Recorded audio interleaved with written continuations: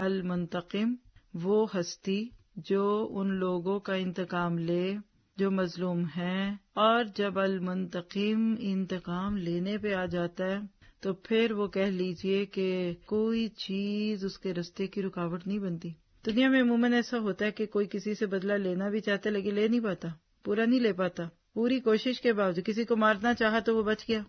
اسی طرح سے آپ دیکھتے ہیں کہ کسی کے ساتھ کوئی ناروا سلوک کیا، کوئی ایسی بات کی، نہیں ہوتی پوری، کوشش کرتا ہے لیکن بات نہیں بنتی۔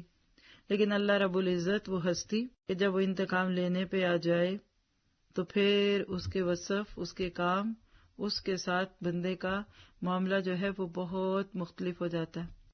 پھر اسی طرح سے آپ دیکھیے کہ جب آپ المنتقم کے بارے میں سوچتے بھی ہیں نا تو دل میں ساتھ ہی رکھ لیجئے اس بات کو کہ کیا میں نے اللہ سبحانہ تعالیٰ کے معاملے میں کوئی حق تلفی تو نہیں کی ہوئی۔ اور ایک سوال ہمارے ذہنوں میں اٹھتا ہے، کیا بندوں کا انتقام لینا قابل ستائش ہے؟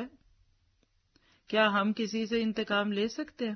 آپ دیکھیے کہ اسلام کا ایک بہت بنیادی اصول ہے قصاص کا، سورۃ مائدہ میں بھی آتا ہے، سورۃ بقرہ میں بھی اس کے اشارے ملتے ہیں نا، اور جو لوگ نام ہمارے ساتھ چل رہے ہیں صبح کے پاروں میں تو کل چھٹا پارا ہے اس میں بھی اس کی کچھ بات ہے۔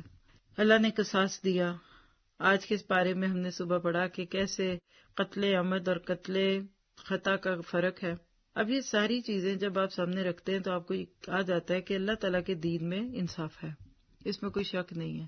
تو پھر اگر کوئی کسی پہ زیادتی کرتا ہے، کوئی کسی کا حق لے لیتا ہے تو کیا بندہ اس سے انتقام لے سکتا ہے؟ تو جواب ایک ہے، نمبر ایک کہ انتقام اللہ کی رضا جوئی کے لیے ہو، اس سوچ کے ساتھ ہو کہ یہ شخص اس بدلے کو پا کر دوسروں کے ساتھ یہ معاملہ نہ کرے۔ پھر اسی طرح اللہ کے لفظ کو بیچ میں رکھتے ہیں تو اللہ کے دشمنوں سے ہو، اپنے جیسے مسلمانوں سے تھوڑی ہوگا، اور ظلم کے برابر بدلہ لیا جائے۔ اللہ من ظلم، کل پارے کی پہلی آیت میں آپ دیکھیں گے کہ کس طریقے سے اللہ تعالیٰ نے مظلوم کو اجازت دی، لیکن ساتھ ہی بتا دیا کہ اگر زیادتی کی کیا ہوگا، اور اگر کسی نے بد دعا کر دی تو اس نے بدلہ لے لیا۔ اب وہ اجر جو ملنا تھا، جو آخرت میں جا کر اس سے فائدے اٹھانے تھے، اس کی کوئی نیکی کو، اس کا کھانا پانی آپ کو مل جانا تھا، وہ نہیں ملے گا۔ تو اجازت تو ہے، رخصت بھی ہے، اور کبھی کبھی تو یہ پھر مسٹ ہو جاتا ہے۔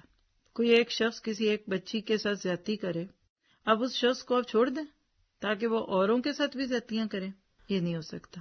اللهم بلغنا رمضان، اللهم بلغنا رمضان۔